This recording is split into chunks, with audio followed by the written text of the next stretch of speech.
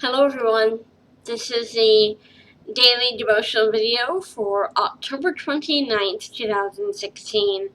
The passage that we're reading today in the Bible is in 2 Corinthians chapter 8, verses 1 through 15. 2 Corinthians, chapter 8, 1 through 15. Moreover, brethren, we make known to you the grace of God bestowed on the churches of Macedonia, that in a great trial of affliction, the abundance of their joy and their deep poverty abounded in the riches of their liberality. For I bear witness that according to their ability, yes, and beyond their ability, they were freely willing, imploring us with much urgency that we would receive the gift and the fellowship of the ministering to the saints. And this they did, not as we had hoped, but first gave themselves to the Lord, and then to us by the will of God. So we urged Titus that as he had begun, so he would also complete this grace in you as well. But as you abound in everything, in faith, in speech, in knowledge, in all diligence, and in your love for us, see that you abound in this grace also. I speak not by commandment, but I am testing the sincerity of your love by the diligence of others. For you know the grace of our Lord Jesus Christ, that though he was rich, yet for your sakes he became poor, that you through his poverty might become rich. And in this I give my advice. It is to what advantage not only to be doing what you began and were desiring to do a year ago, but now you must also complete the doing of it, that as there was a readiness to desire it, so there also may be a completion out of what you have. For if there is first a willing mind, it is accepted according to what one has, and accepted. Sorry about that. I read that wrong. I'm sorry. Let me do that again. Wow. For if there is first a willing mind, it is accepted according to what one has, and not according to what he does not have. For I do not mean that others should be eased and you burdened, but by an equality, that now at this time your abundance may supply their lack, that their abundance may also supply your lack, that there may be equality. As it is written, he who gathered much had nothing left over, and he who gathered had little. Sorry. I can't read today. I apologize. I'm sorry.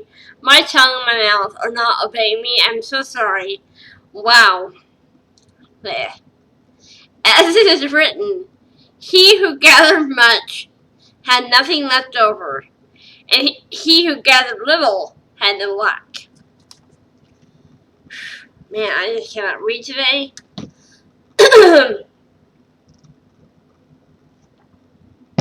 Okay. The title for today's devotional is Characteristics of a Generous Spirit. When we hear of a need, we may desire to give. But then our bank account convinces us doing so is impossible. Boy, ain't that true. I'm sorry, I gotta read that again. Sorry, I identified with that so quick.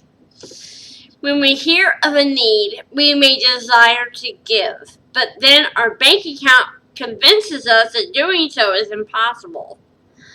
Although we realize that generosity should characterize believers, sometimes it seems the only way to be generous is to be wealthy. I felt that way before. The Christians in Macedonia prove that this is not the case. Using them as a model of generosity, Paul motivated the Corinthians to follow through on their original commitment to support the church in Jerusalem. Through the example of the Macedonian churches in today's reading, we see what characterizes a generous spirit.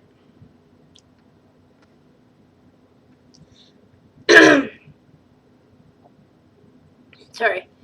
A generous person is sensitive to the needs of others.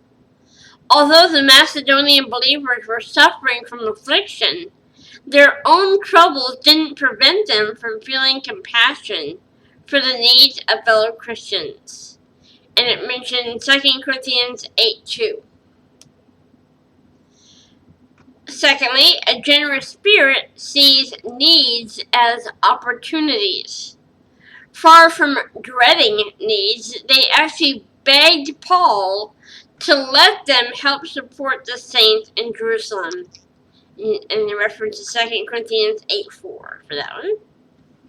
Third, liberality flows from a life surrendered to God.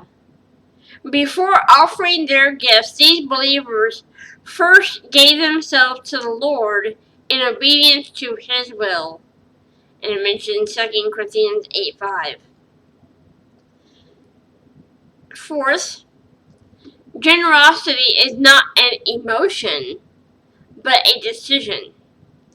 The Corinthian church was also moved to contribute, but they may have discovered what we often do, that a readiness to desire generosity is not the same as the completion of it.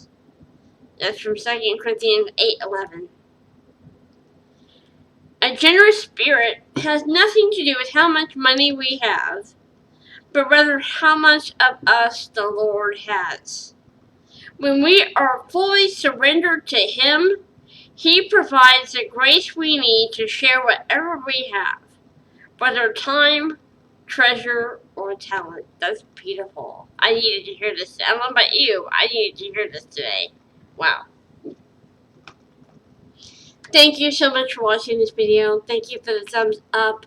Thank you for the wonderful comments. And I know that these videos are important. God told me that. And I just cannot thank you enough for all the kind words and the support. You guys are amazing.